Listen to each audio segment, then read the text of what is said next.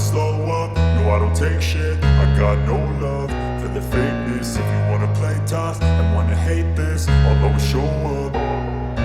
I don't ever slow up, no I don't take shit. I got no love for the fakeness. If you wanna play tough and wanna hate this, I'll always show up and make a statement. I don't कल में बवाल थमने का नाम ही नहीं ले रहा है। मस्जिद के सर्वे से शुरू हुआ विवाद, मंदिर की खोज, बिजली की चोरी और अब संपत्ति कुर्क होने तक आ गया। नमस्कार, आप देख रहे हैं जनतंत्र टीवी का डिजिटल प्लेटफॉर्म और मैं हूं आपके साथ प्रेरणा द्विवेदी। एक के बाद एक विवाद सामने आ रहे हैं। पिछले करीब एक महीने में संभल सियासी गलियारे में चर्चा का विषय बना हुआ है। ऐसे में आइए जानते हैं कि आखिर संभल में कब क्या हुआ। दरअसल कोर्ट ने शाही जामा मस्जिद के सर्वे का आदेश दिया। हिंदू पक्ष का दावा था कि ये मस्जिद नहीं बल्कि श्री हरिहर मंदिर है। इसके बाद कोर्ट ने सर्वे के आदेश दिए। 19 नवंबर को पुलिस की मौजूदगी में सर्वे कराया गया। सर्वे के बाद बयानबाजियों का दौर शुरू हो गया। सपा ने इस सर्वे पर तीखी प्रतिक्रिया दी। 19 नवंबर को जब कोर्ट के बाद सर्वे शुरू हुआ तो खुद सपा सांसद जियाउर रहमान बर्क वहां पहुंचे और उन्होंने इसे माहौल बिगाड़ने वाला बताया। इसके बाद धीरे धीरे तनाव बढ़ता चला गया। फिर आई 22 तारीख। उस दिन जुमे की नमाज होनी थी। प्रशासन ने इलाके में भारी पुलिस बल तैनात किया। पूरे संभल में धारा 163 लागू की गई। फिर आया 24 नवंबर।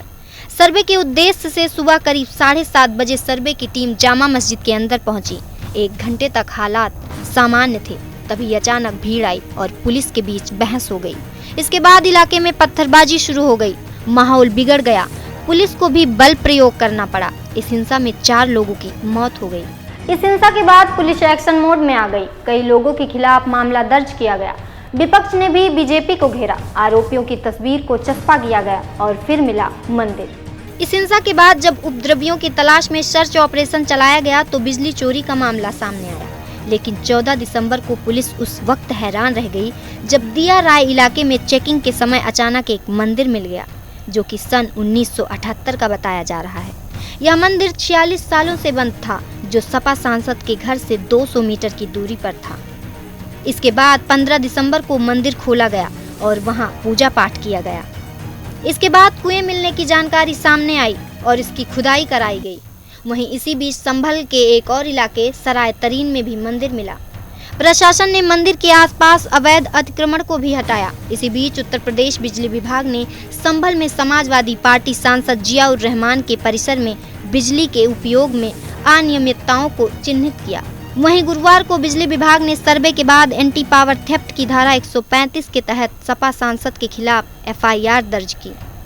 बिजली विभाग ने लिस्ट जारी कर बताया, सपा सांसद के 2 मंजिला घर में 83 बल्ब, 19 पंखे और 3 AC, इसके अलावा गीजर से लेकर माइक्रोवेव तक तमाम उपकरण मिले हैं। बिजली विभाग की टीम का कहना है बर्क के घर पर 16,480 वॉट के उपकरणों का इस्तेमाल किया जा रहा था, लेकिन सांसद के घर के बिजली बिल में साल भर की रीडिंग 0 थी। आरोप है कि बिजली डिपार्टमेंट के लोगों को सांसद जिया के पिता ने धमकाते हुए कहा, हमारी सरकार आएगी तो देख लेंगे। तो वहीं अब जियाउर रहमान बर्क को संभल बिजली विभाग ने भारी जुर्माने के बाद बिजली विभाग सेक्शन 3 के तहत 15 दिन का नोटिस दे दिया है। बर्क के घर की बिजली काटी जा चुकी है। उन्हें 1 करोड़ 90 लाख रुपए का नोटिस भेजा गया है। उन्हें जवाब देने के लिए 15 दिन का समय दिया गया है। अगर तय समय सीमा में बर्क जुर्माना नहीं भरते हैं तो बिजली विभाग सेक्शन 5 के तहत DM को पत्र लिख वसूली के लिए कह सकता है। इसके बाद DM कार्रवाई कर सकते हैं। यदि तहसीलदार को वसूली का आदेश मिलता है तो वह बर्क की संपत्ति को कुर्क कर सकते हैं।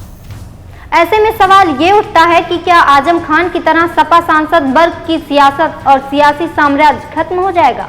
ऐसा इसलिए क्योंकि एक वक्त था जब रामपुर के सांसद आजम खान की तूती बोलती थी, लेकिन एक के बाद एक केस दर्ज होते गए और वो कानून के शिकंजे में आते गए।